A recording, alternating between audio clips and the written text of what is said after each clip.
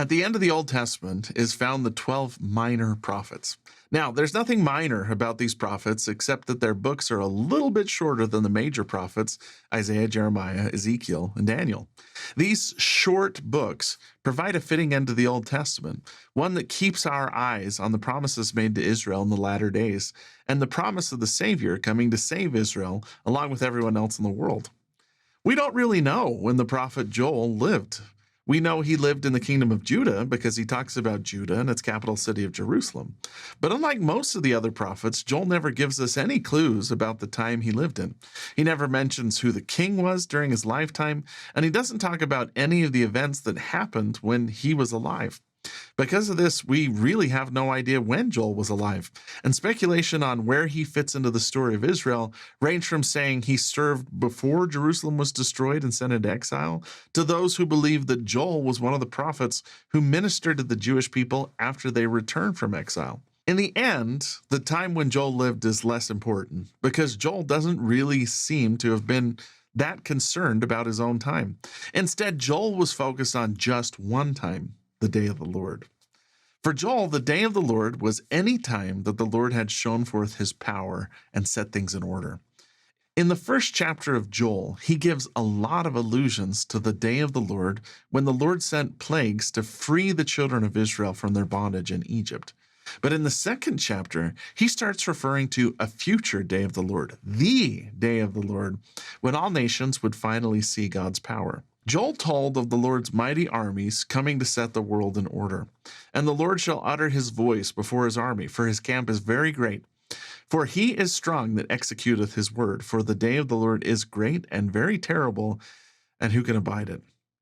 Joel uses two words here, often associated with the Savior's second coming: great and terrible.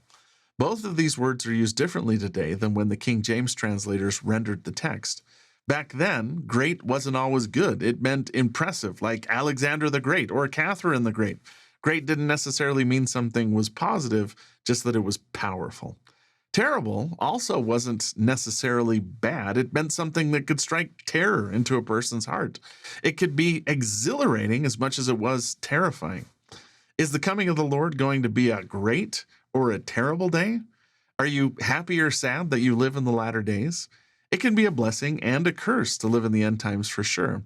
But living in the great and terrible times doesn't have to be a bad thing either. Joel, who was a careful student of the scriptures, saw majesty and hope in the time of the Savior's second coming. He mentions earthquakes, fires, and all the standard disasters we associate with the end of the world, but he also sees a time that would highlight not the wrath of God, but his mercy. There was an old custom in Israel that when a person was upset, they would rend their garments. They were just so emotional that they tore their clothes as a symbol of their personal upheaval. To prepare for the day of the Lord, Joel called on the people not to rend their clothing, but to rend their hearts.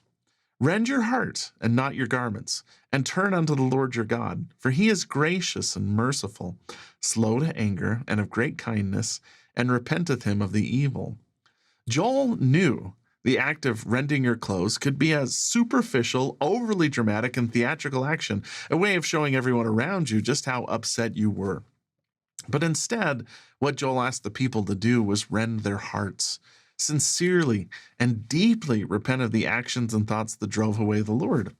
Joel knew that the great and very terrible day of the Lord would be a time when we could not hide our true selves, that the public act of rending someone's clothes wouldn't cover up a person's inward sins, that if we really want the day of the Lord's coming to be a great day and not one that fills us with terror, we need to really, genuinely change what's on the inside. Joel didn't see the day of the Lord as something to dread.